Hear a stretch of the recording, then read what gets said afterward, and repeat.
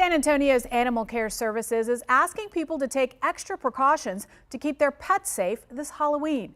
They offer tips like leaving your pet inside the house if you plan to attend or host a drive-through trick-or-treating event. Also, talk to your kids about the dangers of giving your pet Halloween treats. Chocolate, even a nibble, can be toxic for pets. People should also keep bags or containers with candy where an animal can't reach. And remember, masks could trigger some pets to display aggressive behavior.